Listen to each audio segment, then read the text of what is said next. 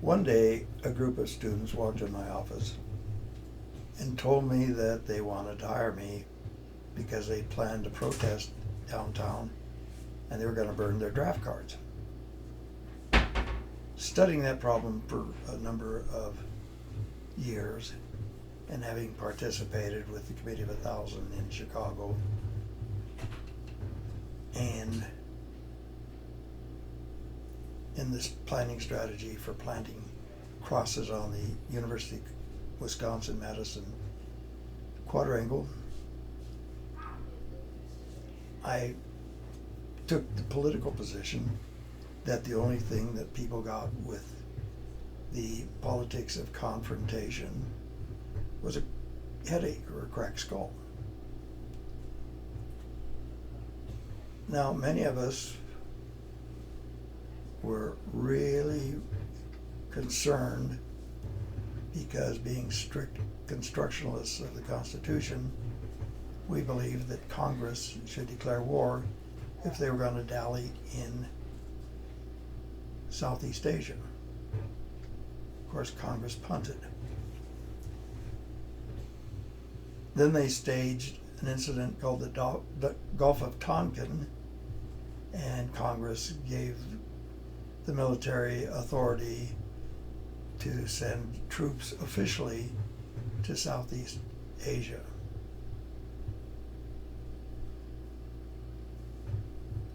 So from my research, I knew that Colorado existed and became a state 100 years after the United States.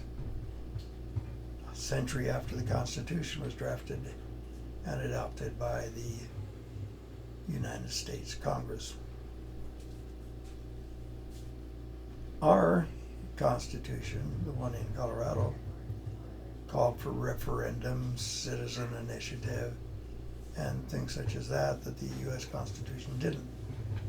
We also had our own Bill of Rights, which was a little stronger than the Bill of Rights in the American Constitution. In any event, my position was that we became a state after the government became a nation. That nation accepted us and granted us statehood when we petitioned them for that. To get granted statehood, they had to approve our state constitution, and our state constitution specified that we could alter it at any time with a referendum. So I proposed that the students do a referendum, a constitutional amendment, making it unlawful for any Colorado citizen to be drafted into the armed services to serve in any war unless it was declared to be a war under a declaration of war by Congress. This kind of stirred up a few people and caused, I imagine, a little anxiety. But I thought it was kind of fun. We almost made the ballot.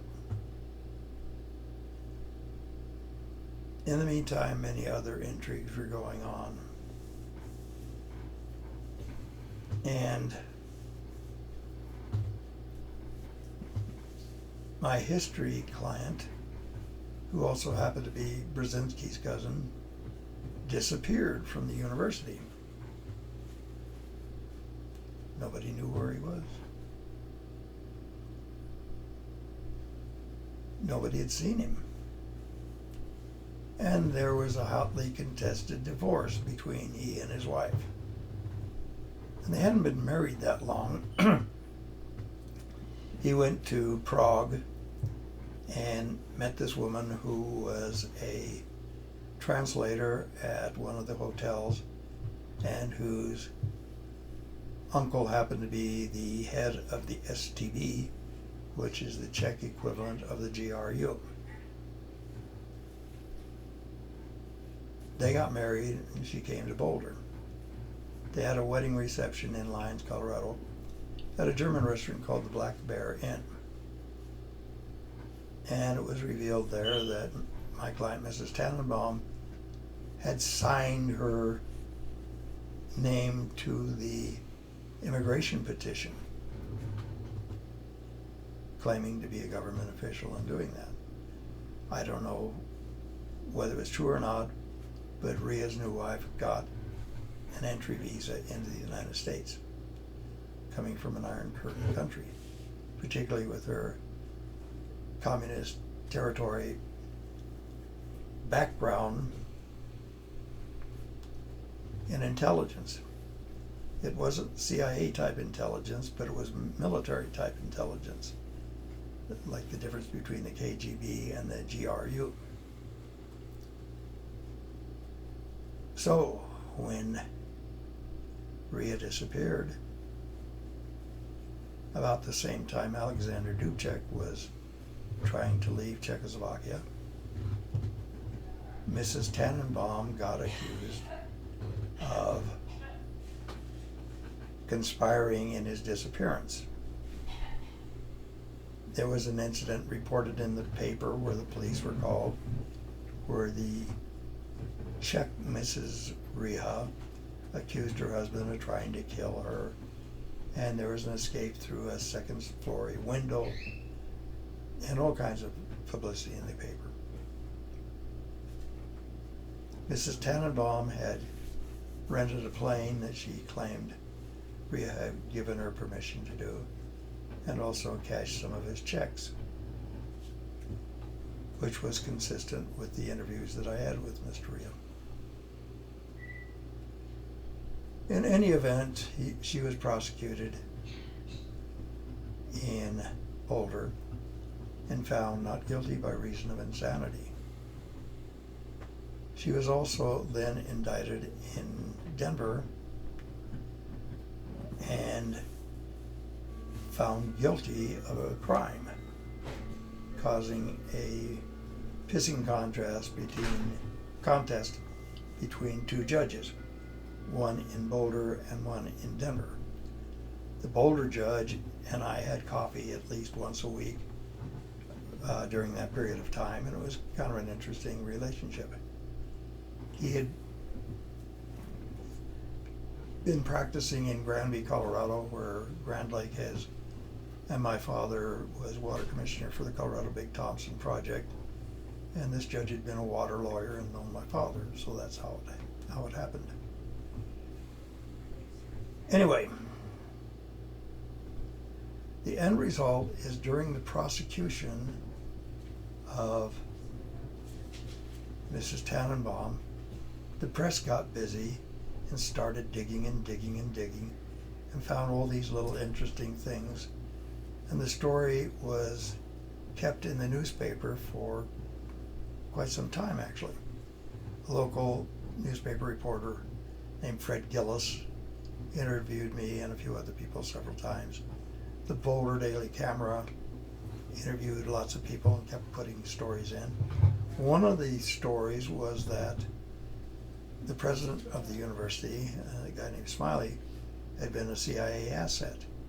And there were all kinds of stories about CIA and intelligence activities in the city of, or at the University of Colorado. For instance, Operation Blue Book about UFOs was called the Condor Report, and it was headquartered in Boulder. Nuclear things were headquartered in Boulder. Atomic bombs were manufactured just right over the county line, south of Boulder. Missile Command was north of Boulder in Cheyenne. 90 miles away was Cheyenne Mountain, where all the NORAD activity was. And at Buckley, they had all kinds of listening devices and antennae. Additionally, up until the time of Ice Station Zebra, canisters were dropped from circling satellites and picked up by a new organization that had been formed working undercover for the United States Air Force. My brother was one of the pilots in that group. They washed themselves later as an air search and rescue group and got stationed in Albuquerque at the Air Force Base there. So there was a lot going on while the Vietnam War was going on. And here I am in the middle of an incident where one of my clients is accused of causing the disappearance of another one. Well, right after that happened, some people showed up with suits on, looked very impressive and official and intimidating, in fact, and told me not to discuss the whole thing with anyone unless I wanted to be disbarred or worse. So for 50 years, I've kept kind of quiet. But about a year and a half ago, a university wanted to have all my files from everything I'd done over the last 5 decades to archive and sort out. I agreed to give it to them, so I did. The next thing occurs is that, well, prior to that, my client, Mrs. Tannenbaum, was in the state hospital. There was another woman in the state hospital named Joan Garner Brown. She had executed a young Nazi in a place called Bluebell Canyon in Boulder, and got found not guilty by reason of insanity and sent to the state hospital where Mrs. Tannenbaum was. They got to know each other. In any event, Mrs. Tannenbaum died. Several appearances of RIA were reported, and the autopsy claimed that she died of cyanide poisoning. However, reading the autopsy, there wasn't any burn marks on her lips, tongue, throat, esophagus, or stomach lining. And the testimony was that she ingested a machine dispensed Coke. After 20 minutes having drunk the Coke, she died. So that made everybody suspicious. And during that whole period of time, strange things were happening, as they used to say. And various authors started tracking this. And one of the ones to interview me was a reporter named David Wise from the Washington Post. There were a few other instances involving local politicians and senators and congressmen, and there were reporters about a great split between the FBI and the CIA.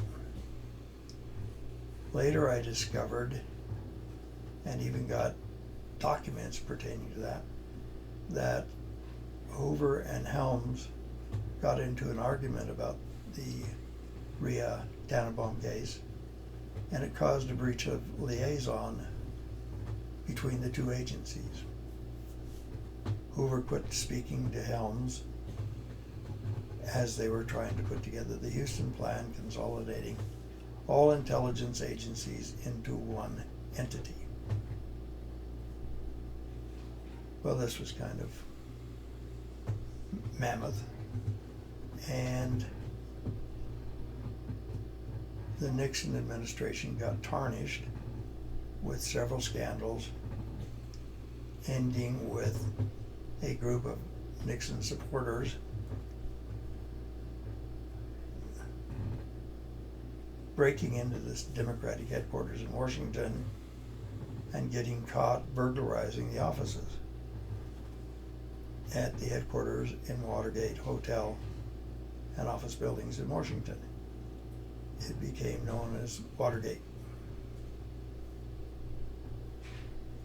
So several persons were prosecuted for the burglary, all having ties with various intelligence agencies.